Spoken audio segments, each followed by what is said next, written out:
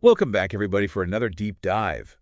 This time, we're going to be exploring the life and the sales philosophy of Og Mandino, Og Mandino. the author of The Greatest Salesman in the World. Yeah.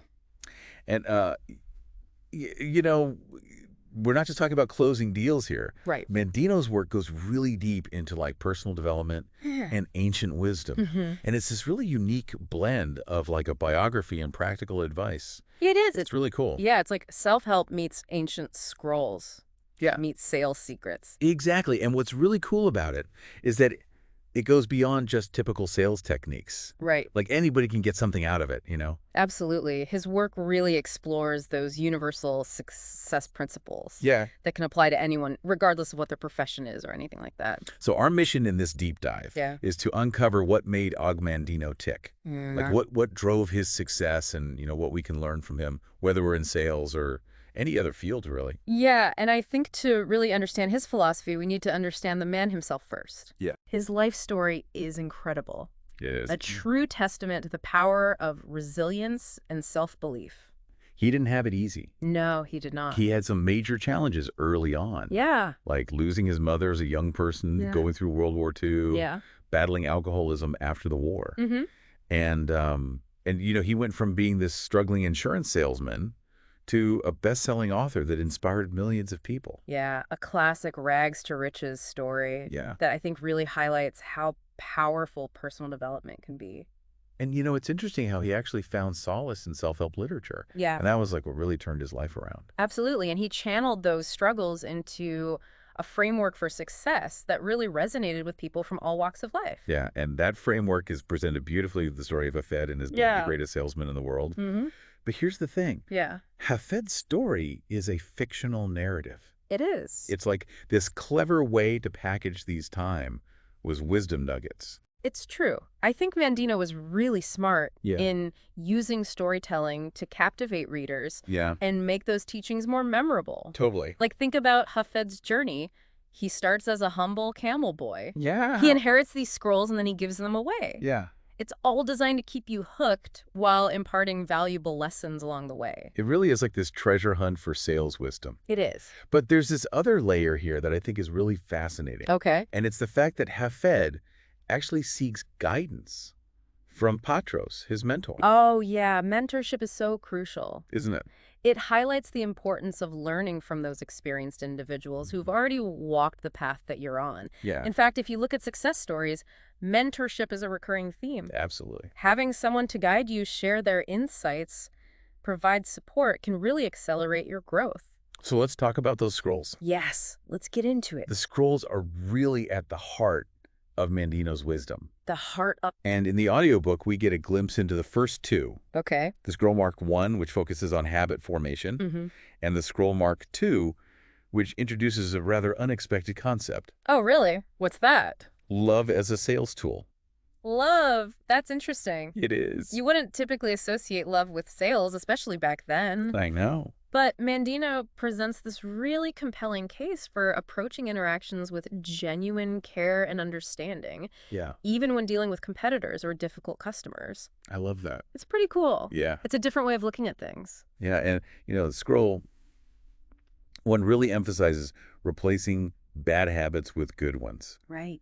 And it talks about this power of daily reading and repetition to really internalize these principles. Yeah. It's all about taking small, consistent actions to achieve significant results. Yeah, you don't need some grand, overwhelming overhaul No. to change your life. It's about those small, consistent actions Right. that over time compound into remarkable success. But then scroll 2 throws this curveball, Oh, what's that? leading with love, Interesting. using love as a shield against negativity. Okay. How does that even translate to the world of sales? Well, if you think about it, leading with love really aligns with modern sales approaches. Okay. Building genuine relationships. Yeah, Fostering trust. Those are key to long-term success in any field. I agree. Understanding your customers' needs, approaching them with empathy and respect, Right. that's what builds lasting connections. So it's not about manipulation or using like cheesy tactics. No. It's about really authentic,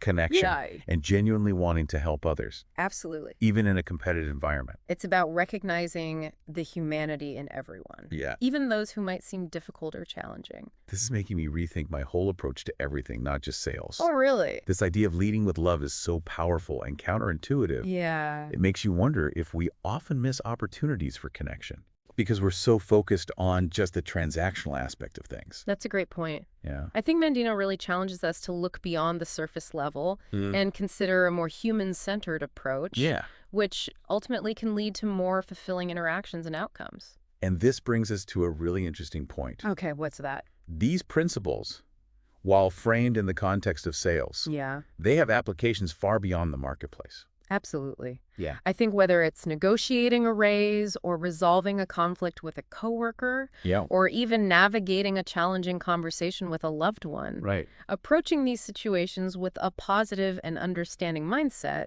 can make a huge difference. So it's like these scrolls are a blueprint for personal transformation, Yeah, applicable to any area of life where human interaction is involved. I love that. Yeah, and Scroll 1 gives us the tools to implement that transformation by focusing on building those positive habits. Exactly. It's Yeah. about consistently applying these principles Yeah. until they become second nature. Yeah. It's part of your core values and how you approach the world.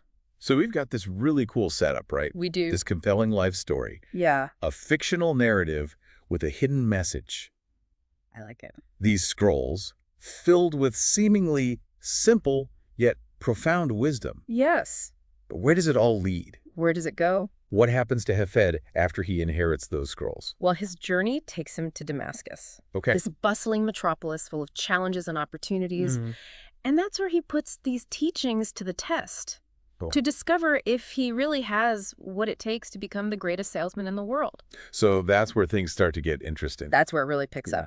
Damascus will be a crucible for Hafez. Okay. It's going to force him to confront his fears and doubts while testing the true power of the scrolls. Oh, wow. It's a journey of self-discovery and growth that I think holds valuable lessons for us all. I can't wait to see what happens. Me too. It's going to be good. Okay, so Hafez is off to Damascus with these scrolls. Okay. But before he even sets foot in the city, Patros gives him this challenge. Oh, yeah. This is cool. Petrus wanted to make sure that Hafez really embodied those teachings Yeah. and wasn't just reading words on a page. Right. So he gave him what seemed like an impossible task. Oh, He asked him to sell this really expensive robe in Bethlehem. Bethlehem. Bethlehem. The town everyone else avoids because of the poverty. Exactly. Seems like a crazy place to send a salesman to make a sale. I know, it's pretty counterintuitive, right? Yeah. But Petrus was testing Hafez. Yeah. He was testing his resilience, his ability to think outside the box and apply those principles in a challenging situation. So what happens? Does he sell the robe? He tries for days, Oh. but he faces rejection after rejection. Oh. It was definitely a humbling experience, Yeah. and it forced him to question everything he thought he knew about sales. I bet. He even considered giving up and returning to his old life as a camel boy. I can relate to that. Oh, yeah. When things get tough, it's so tempting to just go back to what, Absolutely retreat to your comfort zone. Yeah, like was Patros setting him up for failure here? Well, maybe. Okay. But what happens next is pretty remarkable. Just as Hafez's on the verge of giving up, Yeah. he comes across a family taking shelter in a cave. Oh. There's a newborn baby, and the parents are freezing. Oh, so sad. I know. So what does he do? Well, in a moment of pure compassion, he gives them the robe. He gave away the robe. He did. His only chance at proving himself to Patros, gone. It was a decision that seemed to defy logic. Yeah, especially from a sales perspective. I know. It's like he threw away his chance at success. So what was he thinking? Well, it seems impulsive, but this act of generosity was really a pivotal moment in Hafez's journey. Okay. When he returns to Patros empty-handed, he's met with a strange sight, a brilliant star hovering over the caravan. Wow, a sign from above? That's right. It followed Hafez all the way from Bethlehem. I love it. It was the sign Patros was waiting for. So Hafez giving away that robe, Yeah. was that like a test? Exactly. It passed. He passed with flying colors. So it wasn't a failure. Not at all. It was a test of his character. So what about the scrolls? Did Petros finally give them to him? Yes. Seeing Hafez's true character, Petrus knew that he'd found the right person to carry on the legacy of the scrolls, Wow. but he gave them to him with 3 conditions. Conditions, what were they? The first was that Hafez had to commit to the rigorous learning process outlined in Scroll 1, Okay. daily reading and repetition, Okay. really making those teachings a part of his very being. Wow, no shortcuts allowed. The second condition was about generosity. Okay. Hafez was required to give away half of his earnings to those less fortunate. Oh, wow, that's a big commitment. It was a constant reminder to stay grounded and remember that true wealth isn't just about personal gain. I love that. It's about using your resources to make a positive impact. Such a beautiful concept. And finally, the most intriguing condition of all, What's that? he was forbidden from sharing the scrolls with anyone until he received a special sign, just like Patros had. Wow, a sacred secret. Exactly. Like he was chosen. Yeah, it added an air of mystery and purpose to Hafez's mission. It's amazing to think about the impact these scrolls could have, not just on Hafez's life, but countless others in the future. Right, like a ripple effect. But Hafez's journey is just beginning. Oh, yeah. He's only just received the scrolls. Right. And he's about to face those challenges of Damascus. Oh, yeah. A bustling city full of opportunity. But also fierce competition and potential pitfalls. So how will he apply the scroll's teachings in such a complex and demanding environment? That's the big question, isn't it? Yeah, will he rise to the occasion Yeah. and become the greatest salesman the world has ever seen? Or will he succumb to the pressures and temptations that come with success? That's what we're going to find out as we delve into the next chapter of Hafez's journey. I can't wait. Okay, so Hafez gets to Damascus, scrolls in hand, ready to make his mark on the world. But Damascus, I imagine, was a little bit of a culture shock compared to the caravan life. Oh, absolutely. Damascus was a melting pot of cultures. Yeah. A bustling hub of commerce where merchants from all over the world would converge. Wow. The streets are crowded with people, the air thick with spices and perfumes. Oh, wow. It must have been a sensory overload for someone like a Fed. Yeah, and not to mention the competition. Oh, yeah. Damascus was renowned for its, shrewd merchants and cutthroat business practices. Right. This wasn't some quiet desert outpost Right. where deals were made with a handshake and a cup of tea. Yeah. This was high-stakes commerce where Oh. fortunes were made and lost in an instant. Yeah. So he was walking into the lion's den armed with nothing but his wits and these ancient scrolls. That's right. And those scrolls were about to be put to the ultimate test. Yeah. So how does he even begin to apply these seemingly simple teachings in such a complex environment? Well, initially he struggles a bit. Yeah. You know, the scrolls tell him to approach people with love, see the good in everyone. Yeah.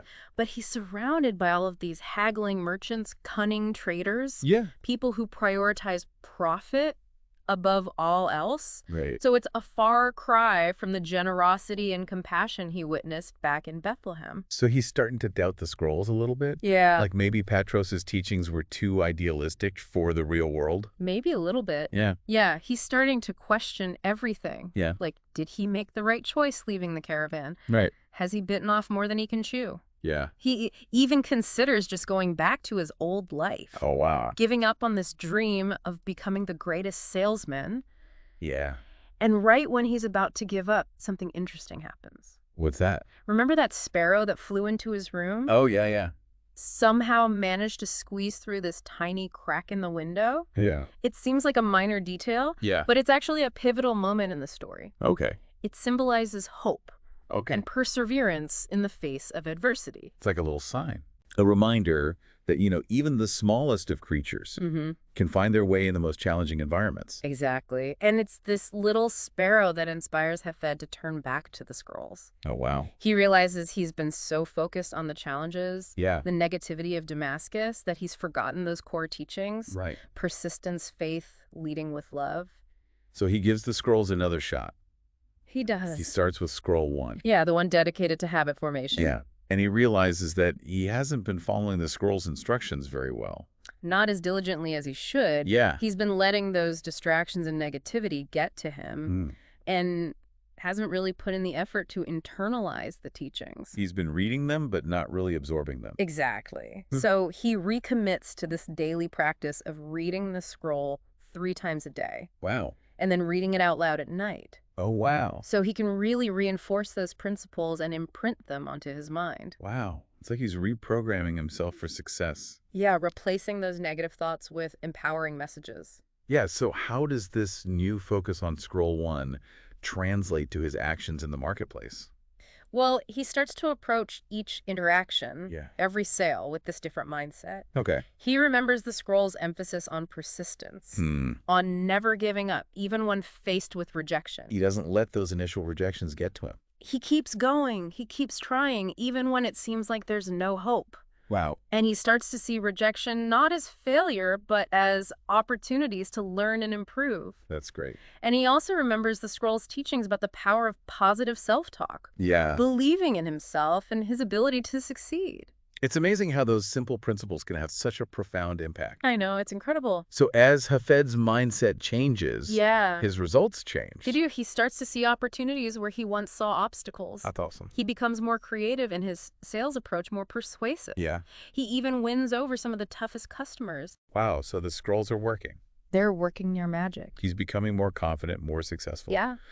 But what about scroll two? Scroll two. The scroll about leading with love. How does that play out? That's where things get really interesting. Okay. Remember, scroll two teaches Hafez to see the good in everyone, Yeah.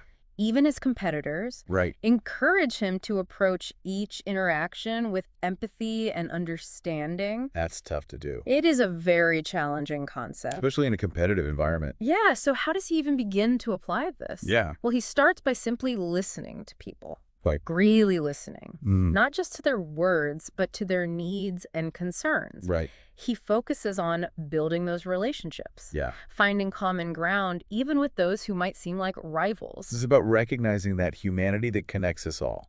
Exactly. Shifting the focus from winning at all costs Yeah. to finding solutions that work for everybody. That's the idea. And what's fascinating is that as he starts to approach his interactions with this spirit of love and understanding, things start to change. Like what? He starts to attract people to him. Wow. He builds a reputation for being fair, honest, and genuinely helpful. So sincerity and compassion were breaking down those barriers. People are drawn to his authenticity, I love that. to his genuine desire to help others. So it leads to more success, Yeah, because people are more likely to do business with someone they trust, right? Someone they respect. someone they feel has their best interests at heart.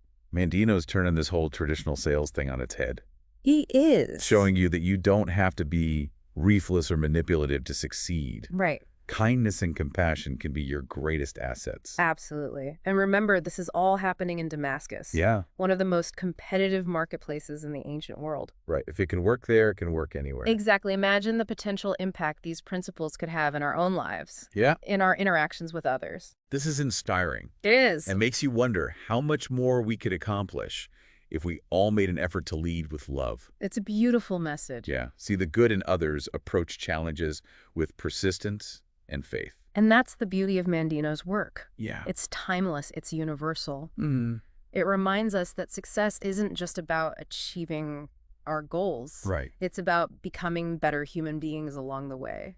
This has been an incredible journey, It has. exploring Og Mandino's life, Yeah. his scrolls, Mm-hmm. and witnessing Hafez's transformation. It's pretty amazing. But remember, this is just a glimpse into the power of the greatest salesman in the world. A small taste. There are 10 scrolls in total, There are. each one filled with these incredible insights Yeah. and practical advice. That you can apply to any area of life. We've only just scratched the surface here. We have. So to our listeners, if Hafez, starting with nothing but a few ancient scrolls and a dream, can achieve such success, just imagine what you could accomplish. Maybe it's time to pick up the greatest salesman in the world yourself and continue this journey. I think it's a great idea. So until next time, keep diving deep and keep an open mind. And who knows what treasures you might uncover.